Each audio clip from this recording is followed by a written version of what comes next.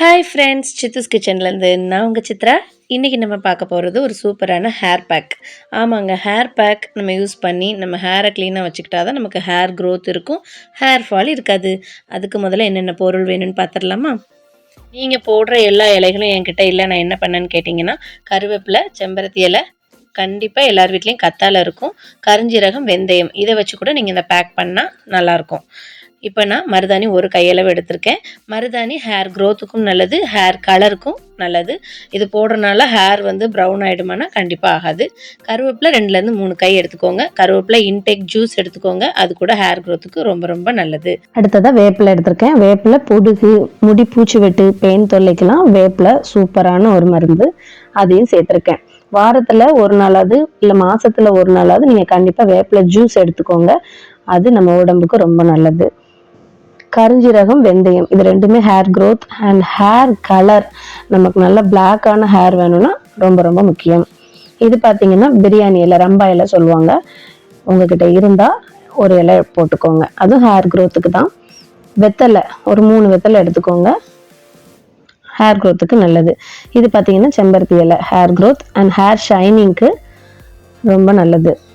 சீத்தாப்பழ இலை, இது பெயின் பொடுகு இருக்கிறவங்களுக்கு வெறும் இந்த இலையை மட்டும் நீங்கள் அரைச்சி கண்ணில் படாமல் தேய்ச்சி குளிப்பாட்டினீங்கன்னா பிள்ளைங்களுக்கு பெயின் தொல்லை இருக்காது. கத்தாழை பார்த்தீங்கன்னா இந்த மாதிரி 2 பக்கம் முள் எடுத்துட்டு பீஸ் பீஸாக கட் பண்ணி போட்டிருக்கேன். வெயில் நேரத்தில் இந்த கத்தாழை ஜூஸ் எடுத்துக்கோங்க, அது கூட நமக்கு ரொம்ப உடம்புக்கு நல்லது. பெரிய நெல்லிக்காய் எடுத்திருக்கேன். நெல்லிக்காவை ஜூஸாகவும் நீங்கள் எடுத்துக்கலாம். இந்த மாதிரி பேக்குக்கு யூஸ் பண்ணும் பொழுது நமக்கு hair shining and hair growth இருக்கும்.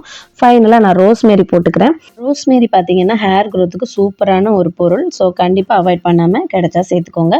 இப்போ நம்ம இதை 1 டம்ளர் தண்ணி ஊற்றி அரைச்சி எடுத்திருக்கேன். இந்த அரைச்ச விழுது பார்த்தீங்கன்னா நீங்கள் அப்படியே தலையில் தடவக்கூடாது.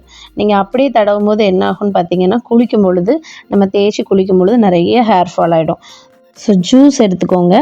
இதை நல்லா ஃபில்டர் பண்ணி இந்த ஜூஸ் எடுத்து நீங்கள் 1 வாரத்துலேருந்து 2 வாரம் வச்சு கூட யூஸ் பண்ணிக்கலாம். நமக்கு நிறைய இலைகள் இந்த பொருள்லாம் இருக்கும் பொழுது நம்ம அப்படியே மொத்தமாக ரெடி பண்ணி வச்சுக்கிட்டோன்னா நம்ம எப்போனாலும் யூஸ் பண்ணிக்கலாம். ஸோ இப்படி தான் ஃபில்டர் பண்ணி எடுத்துக்கணும். ஒரு வாட்டி ஃபில்டர் பண்ணி எடுத்துகிட்டு திரும்பியும் நீங்கள் மிக்ஸி ஜாரில் போட்டு ஒரு சுற்றி மறுபடி வர்ற அந்த ஜூஸையும் ஃபில்டர் பண்ணி எடுத்துக்கோங்க.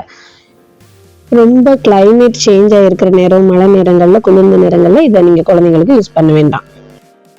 இந்த மாதிரி தான் நம்ம ரெடி பண்ணி எடுத்திருக்கோம். இது கூட நம்ம வீட்டில் ரெடி பண்ணி வச்சுருக்க சீயக்காத்தூள் ஆட் பண்ணிக்கிறேன். உங்ககிட்ட கடையில் உள்ள சீயக்காத்தூள் இருக்குன்னா அதுவும் ஓகே தான். தேவையான அளவு ஜூஸை தனியாக ஒரு பவுலில் எடுத்து சீயக்காவும் போட்டு நல்லா மிக்ஸ் பண்ணிக்கிறேன். இது கூட பார்த்தீங்கன்னா எக்கு ஒயிட்டு கூட நம்ம சேர்த்துக்கலாம். நான் பிள்ளைங்க ஸ்கூலுக்கு போகிறனால அது கொஞ்சம் ஸ்மெல் எப்படியும் இருக்கும், அதனால் நான் எக் ஒயிட் எடுத்துக்கல. இந்த மாதிரி நல்லா மிக்ஸ் பண்ணி ஒரு 1 மணி நேரம் அதை தனியாக வச்சுருங்க, நல்லா செட் ஆகட்டும். இந்த ஜூஸை நான் ஃப்ரிட்ஜில் ஸ்டோர் பண்ணிக்கிறேன். இந்த மீதி இருக்கிற இந்த அசடெல்லாம் என்ன பண்ணலான்னு பார்த்தீங்கன்னா, ஒரு 5 லிட்டர் தண்ணியில் கலந்து செடிகளுக்கு உரமாக கொடுத்துடலாம். இப்போ நமக்கு இந்த மாதிரி இருக்கும். இதை நான் என்னோட பிள்ளைங்களுக்கு அப்ளை பண்ணுறேன். நீங்கள் கேட்கலாம், இது யூஸ் பண்ணோன்னே ஹேர் க்ரோத் கடகடன்னு ஆகிடுமா? அப்படி கிடையாது. எல்லாரோட ஜெனட்டிக் இருக்குது, இன்னொன்று இன்டேக் நம்ம எடுத்துக்கிறதுல இருக்குது. அப்புறம் பார்த்தீங்கன்னா நம்ம மெயின்டைன் பண்ணுறது. இப்போ நீங்கள் இதை இப்போ எதுக்கு போடுறீங்க அப்படின்னு கேட்டிங்கன்னா, நம்ம ஹேரில் பூச்சி வெட்டு இருக்கலாம், அல்லது பொடுகு இருக்கலாம், பெயின் இருக்கலாம், நம்ம வெளியெல்லாம் போயிட்டு வரோம், அந்த பொல்யூஷன்லாம் இருக்கும். ஸோ அதில் இருந்து நம்ம எப்படி நம்ம ஹேரை மெயின்டைன் பண்ணிக்கலாம் அப்படிங்கிறது தான் இதோட மெயினான கான்செப்ட். இது யூஸ் பண்ணுறனால கடகடன்னு முடி வளர்ந்துடும் அப்படி கிடையாது. நம்ம முடியை கருமையாகவும் நீளமாகவும் அழகாகவும் வச்சுக்கிறதுக்கு முதல்ல நம்ம அதை மெயின்டைன் பண்ணணும். அதை நம்ம ரெகுலராக பண்ணும் பொழுது கண்டிப்பாக சூப்பரான ஒரு ஹேர் க்ரோத் இருக்கும். நான் 2 பாப்பாவுக்கும் அப்ளை பண்ணிவிட்டு இப்போ குளிக்க அனுப்பிட்டேன்.